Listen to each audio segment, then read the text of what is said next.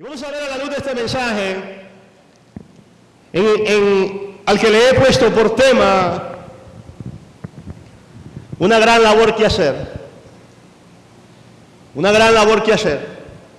Y veremos a la luz de este sermón del gran trabajo que la iglesia tiene, de la gran responsabilidad que hay para poder, hermanos, llevar el evangelio a la gente que está sin Cristo. Pero también que la gente que está sin Cristo puedan ver en nosotros que hay poder de Dios en nosotros. Y eso no se puede enseñar. Eso hay que recibirlo de Dios. Eso hay que buscarlo de Dios. Y mejor veamos la Escritura en esta gran labor que hacer. ¿Qué es lo que la Biblia nos dice al respecto? Y después de estas cosas, dice el versículo 1, designó el Señor otros 70. ¿Después de cuáles cosas? Cuando leemos el capítulo anterior, el Señor había mandado 12 apóstoles a una labor evangelística. Una labor que básicamente era acompañada también, si es cierto, la prioridad predicar la palabra de Dios, pero también de sanar enfermos, de echar fuera demonios. Y en esa comisión que Dios le había dado, Cristo le dio a los apóstoles, pudimos ver que Jesucristo queda complacido del trabajo, sí. Pero observa a Jesucristo que 12 eran muy pocos. Y ahora no decide mandar 12, decide mandar 70. Porque era mucha la mies, era mucho el trabajo que había que hacer. Y por eso es que empieza el evangelista Lucas, después de estas cosas, designó el Señor aún otros 70, los cuales envió de 2 en 2 delante de sí a toda la ciudad y lugar a donde él había de venir. Es muy maravilloso para mí ver esta escritura. Primero porque Jesús envía 70 de 2 en 2 por diferentes ciudades a donde Jesús tenía que ir él después. Me impresiona a mí que Jesús confía en 70 hombres que iban a hacer un buen trabajo y que luego que Jesús pasara no iba a enfrentar problemas, no iba a haber mal testimonio, no le iban a decir a Jesús: por aquí pasó uno de esos llamados 70 y hizo un desorden aquí con la señora vecina, o quedó mal en la tienda, o hizo un problema aquí. Jesús no tenía ningún temor que uno de esos 70 hombres le iban a fallar y él ser avergonzado después.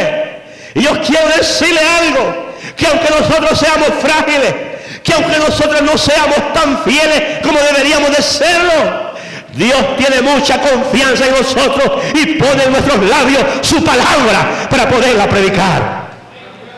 Es mucha oportunidad, es mucha confianza la que Dios ha puesto en nosotros. Tener el mensaje de paz, el mensaje de amor, el mensaje de bienaventuranza. La Biblia dice: bienaventurados son los pies de los que anuncian la paz. Es una oportunidad grande para la iglesia de anunciar la verdad del Señor. Y les decía, les agregaba, la mies a la verdad es mucha. Si el maestro puede apreciar que la mies es mucha, que el trabajo que hay que hacer es mucho, lo menos que podemos hacer nosotros esta tarde es reconocer, o a esta altura de la historia, que la mies sigue haciendo mucho. El trabajo que hay que hacer es mucho todavía. Y por eso es que necesitamos reconocer y aceptar la invitación de Jesucristo. ¿Quién irá a laborar los campos? ¿Quién irá? Pregunta el Cordero Divino todavía. Y es necesario que hayan personas que digan: yo iré y llevaré el fiel mensaje. Yo iré. Disposición en el corazón. La mies a la verdad es mucha, mas los obreros pocos. Por tanto, es lo que hacemos en esta tarde y es lo que continuamente hacemos. Por tanto, rogamos al Señor de la mies que envíe obreros a la mies. La mies no es de la iglesia de Dios de la profecía. La mies no es de la iglesia en Betania. La mies no es del pastor. Si me perdona decir esto, usted no me hace ningún favor a mí, ni una obediencia a mí, cuando usted salga a evangelizar. Usted ha sido enviado por Cristo Jesús, el dueño de la mies. La mies es de Jesús. Nosotros solamente somos obreros, participantes en la cosecha, participantes de esta gran bendición. Y decía, la mies a la verdad es mucha. Podemos jactarnos desde nuestros púlpitos pentecostales y llamarles mal testigos a los testigos de Jehová. Y no importa que sean mal testigos, pero no tenemos solvencia para hacerlo, porque en lo que ellos creen, ellos son buenos testigos, en lo que ellos creen. Familias enteras, niños de coche, los andan cuando andan evangelizando o predicando, como le llaman ellos. En su creencia, ellos son fieles. Que no hiciera la iglesia de Dios con la palabra de Dios en sus corazones, en su mente, en sus labios, con la palabra bendita de Dios. Si ellos pueden evangelizar con atalaya y con creencias humanas, engañados y siendo engañados, lo pueden hacer. ¿Quién no puede hacer la iglesia si solamente dependemos de Cristo Jesús? Es necesario aceptar el llamado. Es necesario hacer el trabajo para el cual hemos sido encomendados. Me impresiona también algunos aspectos históricos en este contexto del llamado de Jesucristo. Él en principio había enviado 12. Podríamos creer, hacer alusión a las 12 tribus de Israel, a los 12 patriarcas, reconociendo en el contexto cultural judío el número 12 representaba mucho. Pero ahora envía 70. Y para hacer alusión al contexto en el que Cristo usaba, 70 era el número de ancianos que se eligieron para ayudar a Moisés en el libro de Números capítulo 11. 70 era el número de miembros del Sanedrín, el Consejo Supremo judío. Se cree también que 70 eran las personas que habían participado en la traducción de la Septuaginta. Y se cree también culturalmente para este tiempo que eran 70 las naciones conocidas. Entonces hacía una referencia simbólica a todo el acontecimiento con enviar 70, porque Jesús siempre respeta la cultura, se adapta a la cultura el mensaje. Hemos dicho que la palabra de Dios es supracultural y que hay culturas malas, neutras y buenas, y solo las culturas malas son las que la Biblia tiene que pasar de frente siempre. Pero Jesús respeta la creencia y cultura judía y envía otros 70, porque Él dice a la verdad, la mies es mucha y los obreros son pocos. Hay aquí un detalle interesante. Jesús menciona unos pueblos que cuando usted lee en los evangelios, no vemos a Jesús predicando en esos pueblos. Pero eso tiene que ser parte de lo que Juan escribe en Juan 21:25, que hay muchas otras cosas que Jesús hizo que no están registradas en la Biblia. No vemos nosotros a Jesucristo predicando en Corazín, pero aquí dice que cuando Él hizo milagros y cantidad de milagros en Corazín, hubiese sido un gran cambio de actitud de esas personas. Sigue diciendo la Escritura en el verso 3, andad aquí, yo os envío como corderos en medio de lobos.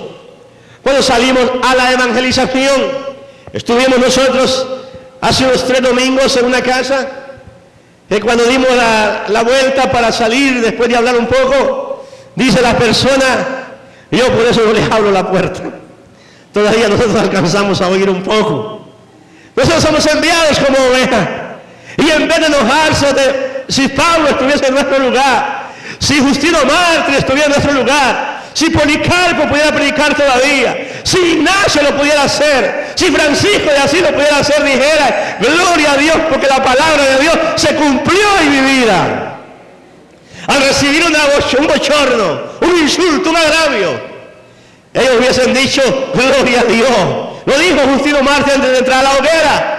Gracias a Dios por permitirme ser parte de este martirio. Entonces nosotros somos enviados como ovejas en medio de lobos. Anda, es un imperativo. Es la iglesia de hoy que pone oídos sordos a la evangelización. Pero la palabra de Dios dice, anda, eso es un imperativo. Eso no es negociable. Eso hay que obedecerlo. Anda. He aquí yo os envío como corderos en medio de lobos. No llevéis bolsa, ni alforja, ni calzado. Y a nadie saludéis en el camino. Esto es un aspecto cultural.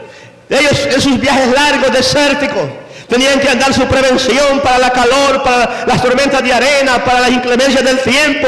Pero lo vamos a adaptar a nuestros tiempos. Cuando vaya, le quiero leer el verso 4. No llevéis bolsa, ni alforja, ni calzado. Y a nadie saludéis en el camino. La primera parte del versículo. No llevéis bolsa, ni alforja, ni calzado. No lleve problemas cuando vaya a la evangelización. No lleve preocupaciones. No lleve enojos. No lleve ira, descarguémonos de todo eso. No llevemos cargas que nos van a afectar a la hora de cumplir la gran comisión. No llevemos dificultad cuando vayamos a visitar a un enfermo. Suficientes problemas hay allí ya. Desánimo, enfermedad, dolor. No llevemos cargas. No llevemos situaciones que van a afectar nuestra evangelización. Ahora no vamos a hablar de alforja. Ahora no vamos a hablar de bolsa. No vamos a hablar de calzados extra, pero vamos a hablar que cuando vayamos a la evangelización solo necesitamos el poder del Espíritu Santo, el poder de Dios, la disposición de hacer la obra. Oh, este texto no lo vamos a perder de vista, que hoy nos está refiriendo, en el contexto cultural de ellos, se refería a la provisión para el viaje. En el contexto nuestro, no van a haber cargas en nosotros que van a afectar nuestro trabajo en la evangelización. No saludéis a nadie por el camino. En el contexto cultural de ellos, el saludo oriental puede durar mucho, o podía durar mucho. El saludo oriental, se besaban una mejilla, se besaban la otra, se inclinaban hacia un lado. Y no hay tiempo para perder. La iglesia es que se está echando un buen sueño, pero realmente no es que haya tiempo de perder. Hay que salir desesperados a ganar almas para Cristo. Mientras tengamos vida, si Dios no nos ha llevado, es porque hay una labor que nosotros podemos hacer ahora. Jesús, cuando comisiona a los 12 y ahora comisiona a los 70, les dice, ustedes no tienen mucho tiempo para perder. No saluden. No está hablando de no tener cultura, no está hablando de ser mal educado, no está hablando de nuestro contexto de no decir adiós o hola. Está hablando de no entretenernos en saludos y nada de palabra. Está hablando que no vamos, ay, ¿cómo está la familia? Se me olvidó hablarle de Cristo. Está hablando del concepto nuestro, de aprovechar el tiempo. Ustedes salimos a evangelizar y vamos a hablar que Cristo viene también un día de estos. Por lo tanto, hay que recibirle en el corazón para que Él nos pueda perdonar nuestros pecados. Tenemos que transmitirle ese mensaje a las personas. En cualquier casa donde entraréis, primeramente decir, paz sea a esta casa. Y si hubiera allí algún hijo de paz, vuestra paz reposará sobre él y no volverá. Paz para los judíos es shalom. Cualquiera persona que ellos llegaban a una casa y saludaban, había que llegar con paz. Esto tiene que ver con que el cristiano tiene la paz de Cristo en su corazón. No vamos a llegar como llega el apóstol Pedro un día donde Cornelio. El apóstol Pedro llega un día donde Cornelio y le dice, ¿para qué me llamaron? ¿Para qué me hiciste venir?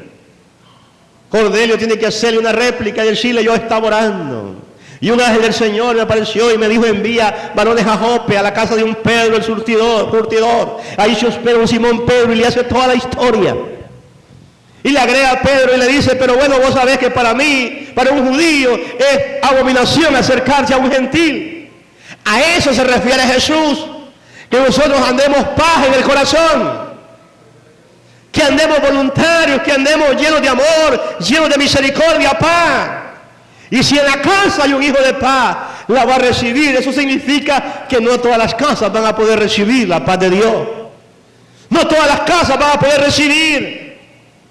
Y posada en aquella misma casa, comiendo y bebiendo lo que os dieren. Quiero hablar de esto, el aspecto cultural de ellos. Porque hay cosas que están en la cultura de ellos que no son para esta cultura. Ellos viajaban largo y es de entender que ellos podían tener necesidad de alimentación, porque sus viajes eran largos, las casas estaban lejos una de otra, las aldeas están retiradas.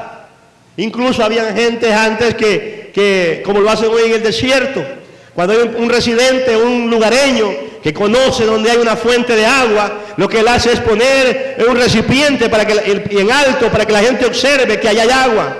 Entonces cuando nosotros vemos lo que Jesús está diciendo aquí, si usted llega a una casa en el aspecto cultural, y Jesús entiende que van a haber casas de judíos y gentiles. Los judíos no comen carne de cerdo, pero los gentiles la comían. Entonces Jesús le dice, y esto lo enseñó el IEB por alguna razón en esta escritura, que había que ir a una casa y a usted le daban cualquier cosa de comer, que por educación se la comiera. Pero es que estaba en la Biblia, pero estaba en la cultura de ellos. En el contexto que Cristo lo maneja aquí, es porque iban a encontrar casas donde habían gentiles y les iban a ofrecer comida que para ellos era mala, pero que la comieran. No quería Jesús que los 70, el mensaje fuera rechazado por una actitud de una costumbre cultural. Y posar en aquella misma casa, comiendo y bebiendo lo que os dieren, porque el obrero digno de su salario. Y si yo pudiera profundizar en esto, este es uno de los pocos textos que el legado pastoral tiene para justificar que el diezmo es del pastor. Y yo quiero decir que lo que la Biblia dice ahí, que el obrero es digno de su salario, y ahí andaban 70 pastores, ahí andaban 70 personas que eran dignas de recibir un salario. Todos los que andaban allí, lo que yo he dicho aquí, que si un día puede haber salario, debería ser para todos los que trabajan. Eso es lo que dice ahí, que si les dan algo que lo reciban, porque ellos han haciendo una labor y ellos merecen un salario. No nos hemos dicho que nosotros pudiéramos deseáramos tener para todos, pero no tenemos esa posibilidad, pero en el cielo hay para todos. Y habrá pago para todos los que trabajan en la obra del Señor. Y posad en aquella misma casa, comiendo y bebiendo lo que os dieren, porque el obrero es digno de su salario, y no os paséis de casa en casa.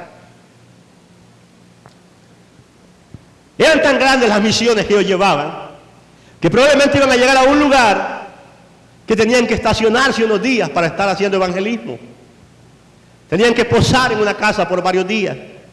Y entonces Jesús le dice, mire, si en una casa a usted lo hospedaron, y a usted no le gustó el ambiente allí, no se pase para otra casa, por respeto a esa casa que a usted lo ha hospedado. No se pase de casa a casa. Textos que han sido predicados en nuestros días por predicadores pentecostales diciendo, esa gente que anda de casa en casa. No, si cuando andamos evangelizando andamos de casa en casa. Pero en el contexto que lo está manejando Jesús es allí. Si usted llega y se hospeda en un lugar, no se mueva de esa casa solo porque a usted no le gustó algo. Mire qué importante, qué bueno es tener a Jesús de maestro, la palabra de Dios de guía y conocer los aspectos culturales. Ahora pues, no podemos ahondar en estas cosas insignificantes, pero como esto ocurre en todos los ámbitos que la gente se muda de casa por una cosita pequeña que no le gustó. Pero Jesús está hablando en el término evangelístico, misionero de los 70. Dice, si a usted no le gustó algo, no ande de casa en casa, esté allí. No desprecie lo poco o mucho que a usted le den. Y en cualquier ciudad donde entrarais y os recibieren, comer lo que os pusieren delante. Aquí viene el problema en la iglesia hoy en día. Predicamos de los púlpitos que es tiempo de milagro. Y en eso no estamos equivocados. Mientras el Espíritu Santo esté en la tierra, es tiempo de milagros. Mientras la iglesia esté en la tierra, es tiempo de milagros. La gran comisión que lleva la evangelización, dice en el verso 9, y sanad los enfermos que en ella hubieren. ¿Qué pasó con Eliseo? A la viuda que le había muerto el único hijo, y oró por una resurrección. ¿Qué pasó con Elías? Pasa lo mismo. ¿Qué pasa con Pablo? Con Pedro. Cuando ellos encontraron necesidades profundas en los lugares que ellos estaban recibiendo albergue. La Escritura dice que ellos oraron y Dios obraba haciendo milagros. La iglesia está bien, pero ¿qué necesitamos como iglesia? Oh, yo creo, sin temor a equivocarnos, que necesitamos santificarnos más. Que la fe nuestra sea aumentada. No podemos seguir predicando una religión de poder, pero viviendo una vida muerta. No podemos tener un mensaje que cambia, que da autoridad y vivir miserables. No. Si el Espíritu Santo no nos da poder, somos igual que cualquier gente de allá afuera, sin Cristo. Si no tenemos autoridad de echar demonios, usted y yo estamos terminados también, igual que la gente de afuera. Tenemos que volvernos a Dios, que nos dé autoridad y poder. Oh, Cristo no soñaba a esta historia en este momento de la historia con una iglesia sin poder. Hechos 1:8, y recibiréis poder cuando haya venido sobre vosotros el Espíritu Santo, y me seréis testigos en Judea, Samaria, en Jerusalén, Judea, Samaria, y hasta lo último de la tierra, aquí, en Betania, en cualquier lugar. Cristo quiere hombres y mujeres que sean testigos, pero antes hay que recibir poder. Lo vamos a buscar en ayuno el domingo. Lo vamos a buscar en casa o en la iglesia, y sanar a los enfermos que en ella hubieren, y decirles: se ha llegado a vosotros el reino de Dios, y decirles: su vida va a cambiar, y decirles: Cristo lo va a convertir a usted en nueva criatura, y decirles: en medio del dolor usted va a tener el apoyo de Dios, y decirle: en medio de la tristeza Dios va a hacer cosas diferentes. El reino de Dios ha llegado, decía Cristo que dijera. Pero llegamos y no llevamos poder ni autoridad, y parecemos más tristes y miserables que la gente sin Cristo. No hemos entendido la dimensión de ser cristiano. No hemos entendido la dimensión, andamos cara de tristeza. Mi hermano, si usted no ha comido, no le digo una mala palabra porque no soy malcriado, pero si usted no se ha hartado los 3 tiempos en el día, no es para que ponga cara de hambre el día que ande evangelizando. Si usted tiene 10 problemas, no es para que los lleve a las casas. Lleve poder, siéntase perdonado, que eso no tiene precio. Eso no tiene precio. Por eso no ganamos gente, porque nosotros, la gente los mira más tristes que ellos. Nos miran más preocupados que ellos. Nos miran mal comidos, mal vividos y mal crecidos a nosotros. Llenemos de poder de Dios. Llenemos de autoridad de Dios. Busquemos de Dios, hermanos amados. La religión que Cristo no murió por una religión. Cristo murió por una iglesia viva. Por un pueblo vivo. Vosotros sois piedras vivas, piedras que se mueven, que hablan, que tienen poder, que tienen autoridad, que sirven en la construcción de algo. Cristo, amados hermanos, sueña con una iglesia de poder, con una iglesia que tenga autoridad. Él ya dio poder. Falta a nosotros tener fe suficiente para tomar ese poder y echar fuera demonios.